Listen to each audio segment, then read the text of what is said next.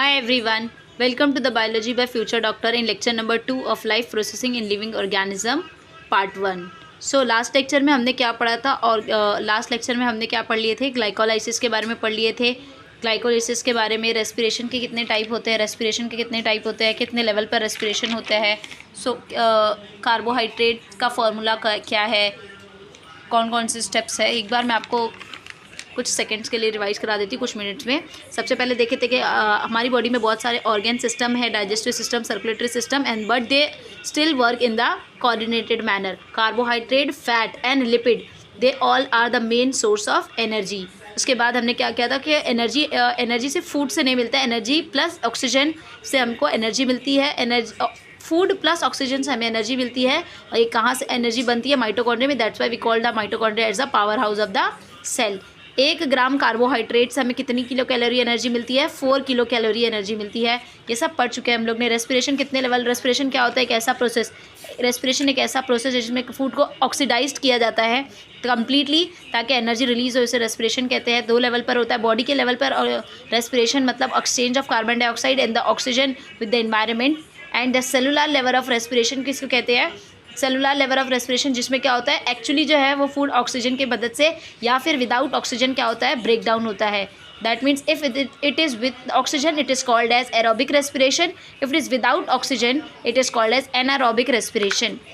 Aerobic respiration कल हमने detail में देख लिया था। सबसे पहले एक एरोबिक रेस्पिरेशन में हम लोग किसका ब्रेक डाउन करते हैं? Food. So what is actually the food we eat? Mostly carbohydrate होता है। अब कार्बोहाइड्रेट की एक टाइप है ग्लूकोज। ग्लूकोज क्या है? एक तरीके का कार्बोहाइड्रेट है जिसका फॉर्मूला C6H12 और O6 होता है। ठीक है, तो अब जो है सेलुलर रेस्पिरेशन पढ़ेंगे, 2 टाइप की होती है बताया। अभी एरोबिक में ऑक्सीजन प्रेजेंट होता है, एनारोबिक में ऑक्सीजन एब्सेंट होता है। ओके उसके बाद इसके 3 स्टेप थे एरोबिक रेस्पिरेशन के, ग्लाइकोलाइसिस, क्रेब्स साइकिल और इलेक्ट्रॉन ट्रांसपोर्ट चेन। ग्लाइकोलाइसिस क्या था? एक ऐसा पाथवे जिसमें क्या होता है, ग्लूकोज को ब्रेक डाउन किया जाता है किसमें? पायरुविक एसिड में। ग्लूकोज जो है 6 कार्बन का कंपाउंड है, ग्लूकोज एक 6 कार्बन का कंपाउंड है which converted into the 3 carbon compound that is the pyruvic acid.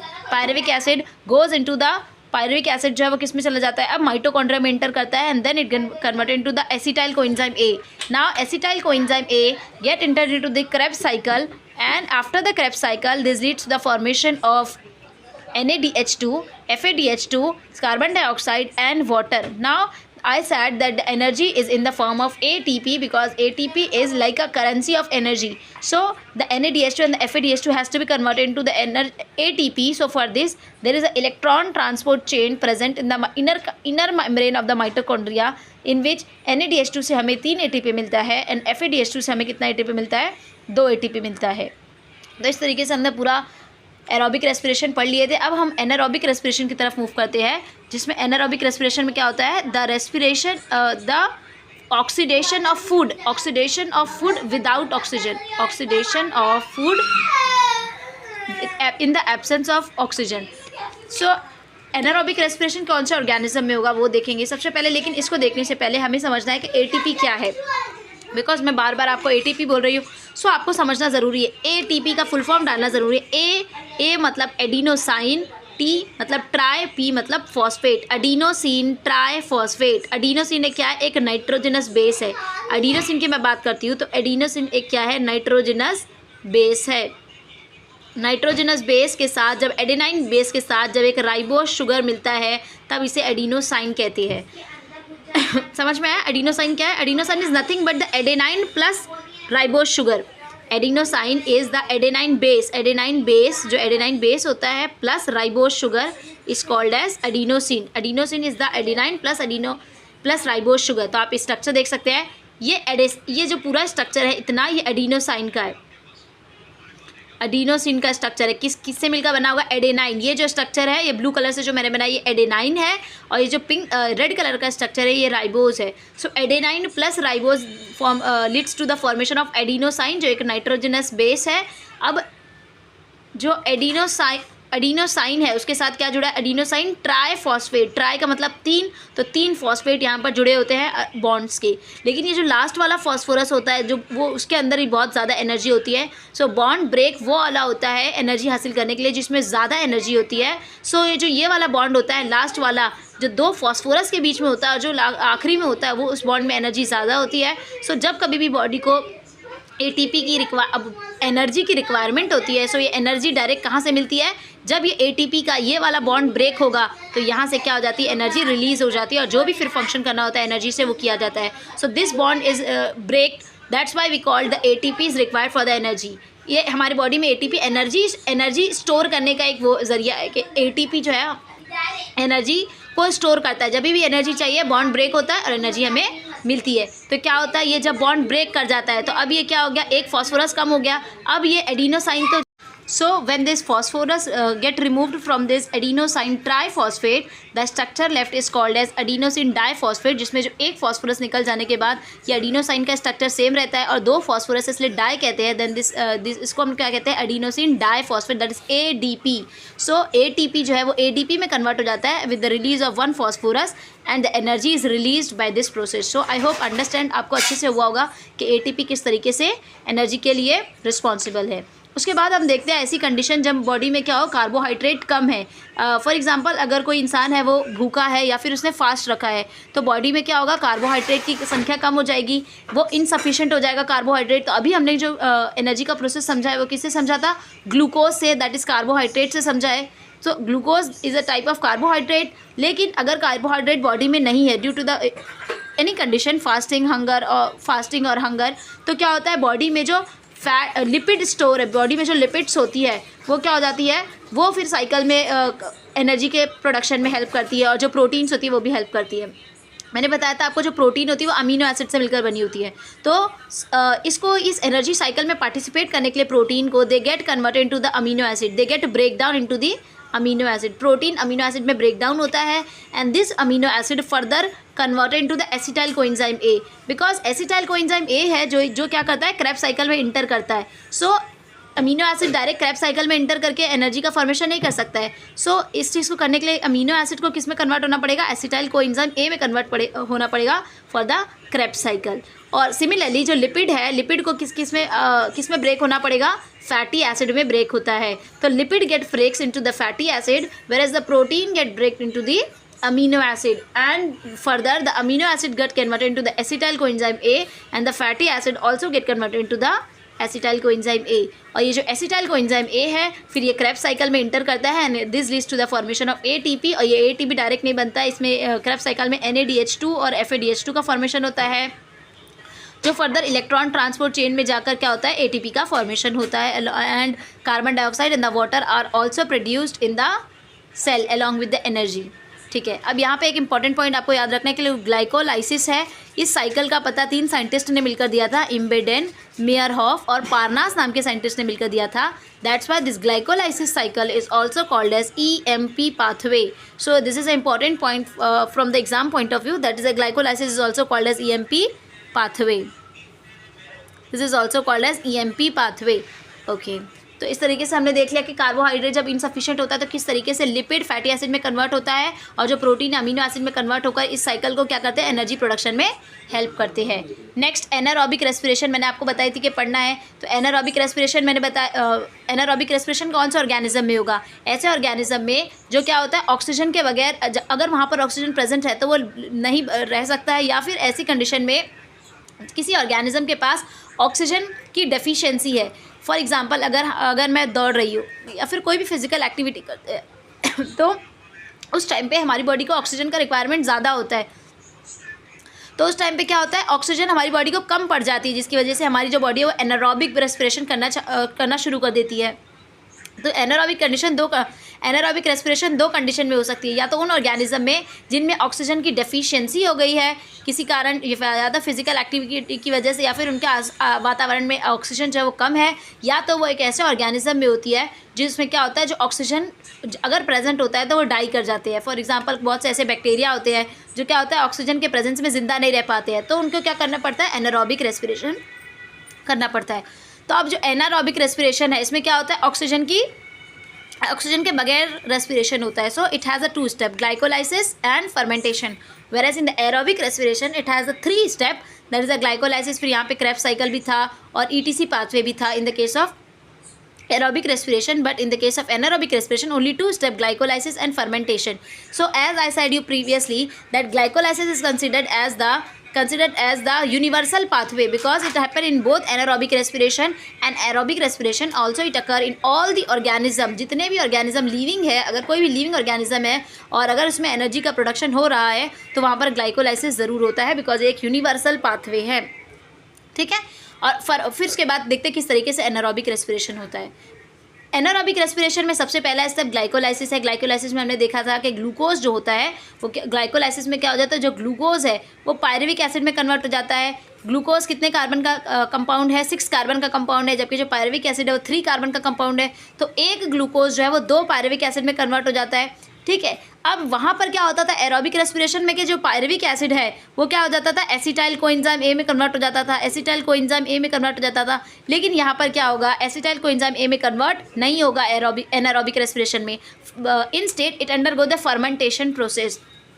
Pyruvic acid कहाँ जाएगा, फर्मेंटेशन प्रोसेस में जाएगा। अब अलग अलग ऑर्गेनिज्म में फर्मेंटेशन के अलग अलग प्रोडक्ट बनते हैं। फॉर एग्जांपल अगर मैं बात करती हूँ अल्कोहल की, तो अल्कोहल जो है वो ईस्ट में बनता है। फर्मेंटेशन का प्रोडक्ट अल्कोहल किस में बनता है, ईस्ट। ईस्ट एक क्या है, एक तरीके का फंगस है। ईस्ट क्या है, एक तरीके का फंगस है। तो इसमें अगर एनारोबिक रेस्पिरेशन होती है तो अल्कोहल का फॉर्मेशन होता है। सेकेंड है लैक्टिक एसिड। अगर मैं ह्यूमन की बात करती हूँ आरबीसी की, अगर मैं ह्यूमन के आरबीसी की बात करती हूँ, रेड ब्लड सेल की, रेड ब्लड सेल आप आगे जाके पढ़ोगे या फिर पढ़ चुके होंगे कि रेड ब्लड सेल जिसको हम लोग एरिथ्रोसाइट भी कहते हैं। ह्यूमन आरबीसी को हम लोग क्या कहते हैं, रेड ब्लड सेल को एरिथ्रोसाइट भी कहते हैं। तो अगर ह्यूमन बॉडी में क्या होती है, अगर एनारोबिक रेस्पिरेशन होती है due to the physical activity और due to the deficiency of oxygen, this leads to the formation of lactic acid. क्या किस चीज़ का फॉर्मेशन होता है, लैक्टिक एसिड का फॉर्मेशन होता है, जिसकी वजह से और मसल्स के सेल में भी लैक्टिक एसिड का फॉर्मेशन होता है। देन विनेगर का फॉर्मेशन किस में होता है, बहुत से ऐसे माइक्रोब्स है, बहुत से ऐसे ऑर्गेनिज्म है जिनको जो दिखाई नहीं देते, उनमें भी क्या होता है विनेगर जो हम खाने का यूज़ करते हैं, खाने में यूज़ करते हैं, वो भी क्या होता है फर्मेंटेशन का ही एक प्रोडक्ट होता है। तो anaerobic respiration is very easy that only the 2 steps are there, glycolysis in which the glucose get converted into the 2 pyruvic acid, and in the fermentation this pyruvic acid instead of get converted into the acetyl coenzyme A, it undergoes the fermentation in which the different products can be formed. In the alcohol forms in the case of yeast, which is a fungus. Lactic acid form in the erythrocyte, that is a red blood cell or the muscle cell, whereas the vinegar form in various microbes. So I hope you understood this anaerobic respiration very well, and I explained it in very easy way. So let's see the what is the another topic. Now there is an important point that you should remember that and you can also say the difference that that occur in between the aerobic and the anaerobic respiration. In aerobic respiration there is a complete oxidation of glucose. That means the 6 carbon of the glucose get completely oxidized into the carbon dioxide and water. That's why the complete glucose get oxidized, and in this condition the greater amount of ATP is formed. Whereas in the case of anaerobic respiration, जो glucose होता है वो क्या होता है, incomplete oxidised होता है। Incomplete oxidised होने की वजह से अगर ग्लूकोज का इनकम्प्लीट ऑक्सीडेशन होगा तो इसकी वजह से क्या होगा, एटीपी का जो अमाउंट होगा वो क्या होगा, कम होगा। So this is a difference that you can remember कि एरोबिक रेस्पिरेशन में कंप्लीट ऑक्सीडेशन होता है जबकि एनारोबिक में इनकम्प्लीट ऑक्सीडेशन ऑफ ग्लूकोज होता है। ठीक है, अब नेक्स्ट पॉइंट जो दिया हुआ है कि कार्बोहाइड्रेट अगर हमारी बॉडी में एक्सेस हो जाता है। पहले हम लोग ने देखा डेफिशिएंसी ऑफ कार्बोहाइड्रेट। पहले क्या देखे कि डेफिशिएंसी, अगर कार्बोहाइड्रेट की डेफिशिएंसी हो जाती है ड्यू टू द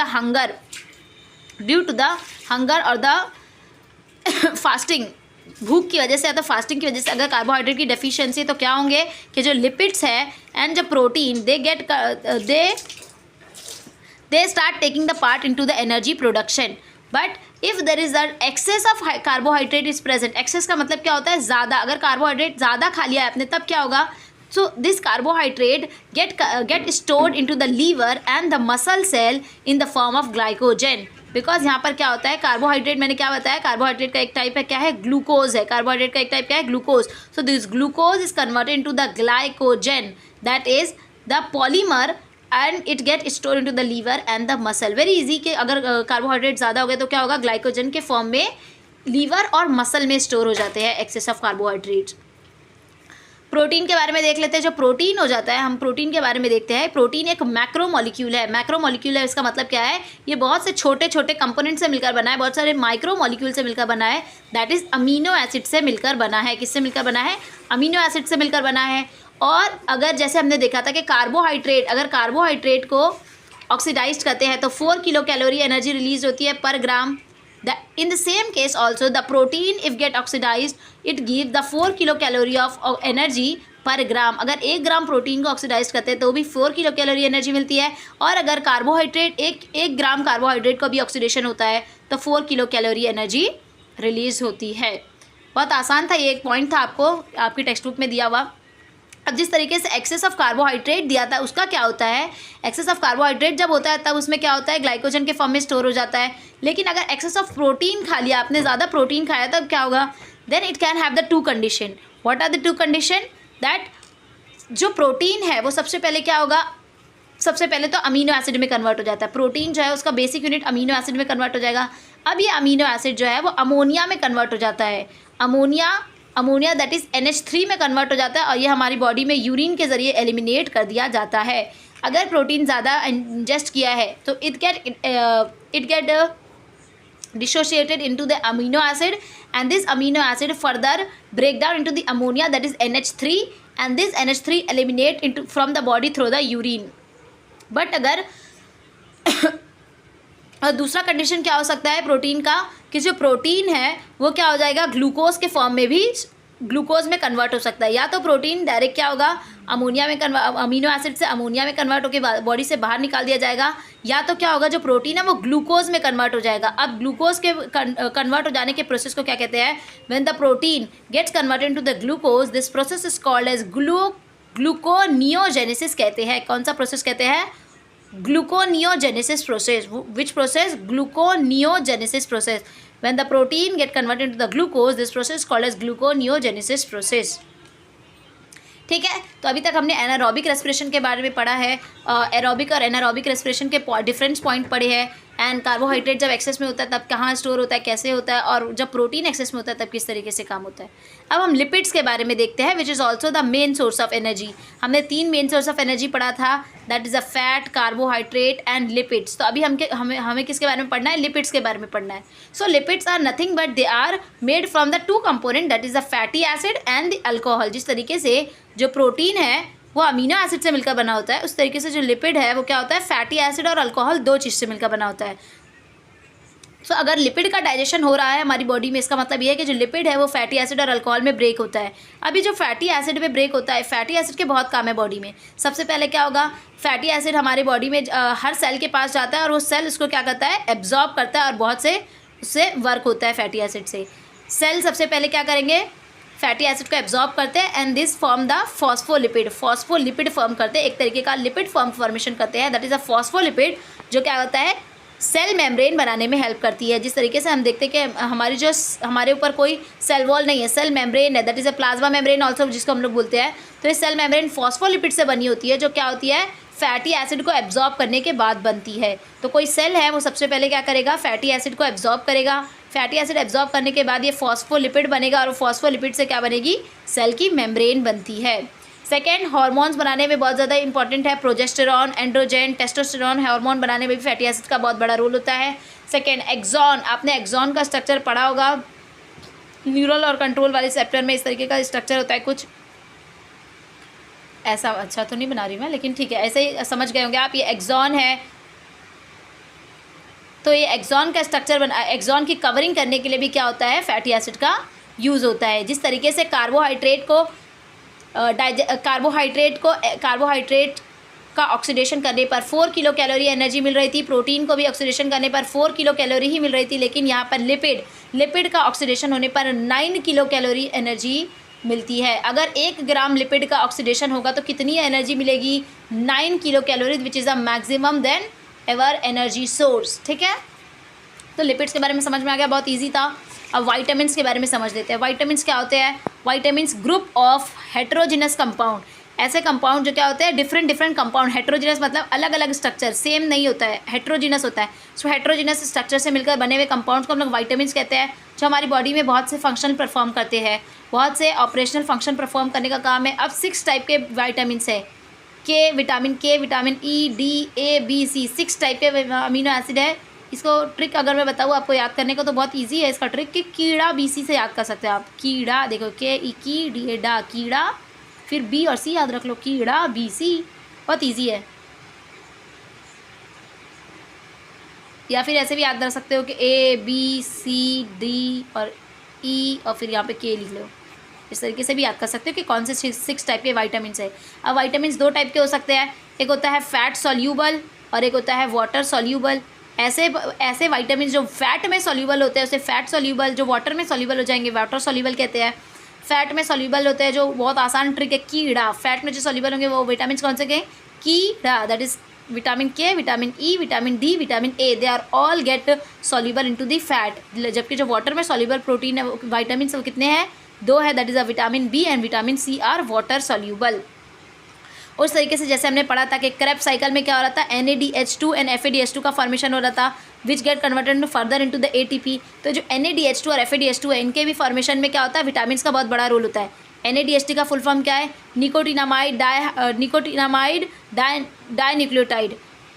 उस तरीके से जो, तो इस यहाँ पर क्या होता है, NADH2 के फॉर्मेशन में निकोटिनामाइड नाम का विटामिन, जिसको हम लोग क्या बोलते हैं, विटामिन B3 कहते हैं, उसका फॉर्मेशन वो बहुत ज़्यादा इंपॉर्टेंट रोल प्ले करता है। सो याद रखना है कि NADH2 में कौन सा विटामिन रोल प्ले करता है, विटामिन B3, जबकि FADH2 में कौन सा विटामिन रोल प्ले करता है बनाने में, विटामिन B2 रोल प्ले करता है। सो NADH2 विटामिन B3, जबकि FADH2 vitamin B2। Vitamin B2 का नाम भी पूछ सकता है, कौन सा नाम है विटामिन B2 का, राइबोफ्लेविन।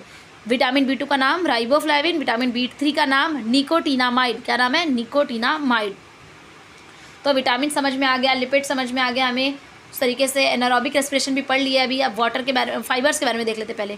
फाइबर्स क्या होते हैं, ऐसे कंपोनेंट होते हैं हमारी बॉडी जो फूड में प्रेजेंट होते हैं, लीफी फूड्स या फिर फ्रूट्स और सीरियल्स में प्रेजेंट होते हैं, जो क्या होता है, जो खुद तो डाइजेस्ट नहीं होता है हमारी बॉडी में, लेकिन वो अदर फूड को डाइजेस्ट करने में हेल्प कर रहे होते हैं, और इससे डाइजेशन अच्छा होता है। बट ये खुद कभी भी डाइजेस्ट नहीं होता, they get excreted out from the body through the फीका। ओके ना, वाटर का कंपोनेंट, वाटर का परसेंटेज देख लेते हैं। पूरी होल बॉडी में हमारे, अगर होल बॉडी की बात करते हैं तो पूरी बॉडी में हमारे 60 to 70% वाटर पाया जाता है। अगर मैं एक सेल की बात करती हूँ तो एक सेल का 70% जो पानी, 70% जो सामान है वो क्या है, पानी है। 70% उसके क्या है, सेल में पानी है। लेकिन अगर मैं किसी ब्लड की बात करती हूँ, अगर मैं ब्लड की बात करती हूँ तो ब्लड में 90% जो है वो क्या है, पानी ही प्रेजेंट है। तो ब्लड में 90% जो आप देखते हो रेड कलर का, उसमें क्या है, 90% से ज़्यादा, 90% जो है वो क्या है, पानी ही है उसमें, और कुछ नहीं है। पूरी हमारी बॉडी में 60 से 70%, सेल के अंदर 70% और ब्लड प्लाज्मा में दैट इज़ 90% प्रेजेंट है। तो इस तरीके से हमने अभी तक पूरा चैप्टर का आधा मोस्टली कंप्लीट कर लिया है, जिसमें एनारोबिक रेस्पिरेशन आज हमने कंप्लीट किया है, और उस तरीके से ATP का स्ट्रक्चर पढ़े हमने, कौन कौन से इंपॉर्टेंट पॉइंट है वो देखे हैं। लिपिड और प्रोटीन, किस तरीके से कार्बोहाइड्रेट की अगर डेफिशिएंसी होती है तो किस तरीके से लिपिड और प्रोटीन हेल्प करते हैं इस प्रोसेस को होने में, एनर्जी के प्रोडक्शन में। उसके बाद फिर हमने एनारोबिक के बीच में डिफरेंस देखा है। एंड देन कार्बोहाइड्रेट अगर एक्सेस में होता है तब किस तरीके से स्टोर होता है ग्लाइकोजन के फॉर्म में, प्रोटीन एक्सेस में होता है तो अमोनिया के फॉर्म में बॉडी से बाहर निकाल दिया जाता है, या फिर ग्लूकोज में कन्वर्ट हो जाता है। इस प्रोसेस को ग्लूकोनियोजेनेसिस कहते हैं। लिपिड से कितनी एनर्जी निकलती है, 9 किलो कैलोरी एनर्जी निकलती है। उसके बाद विटामिन के बारे में पढ़े हमने, कौन से फैट सॉल्यूबल है, कीड़ा, कौन से वाटर सॉल्यूबल है, BC, NADH2 में कौन सा विटामिन रिक्वायर्ड है, विटामिन B3, FADH2 में कौन सा रिक्वायर्ड है, विटामिन B2, वाटर का कितना परसेंटेज है, फाइबर्स क्या काम करते हैं, कहाँ से मिलते हैं, ये सारी चीज़ें हमने कवर कर लिया है बहुत बेहतर तरीके से। और मुझे उम्मीद है कि आपने बहुत अच्छे तरीके से चैप्टर को समझा होगा। So if you understand this lecture and so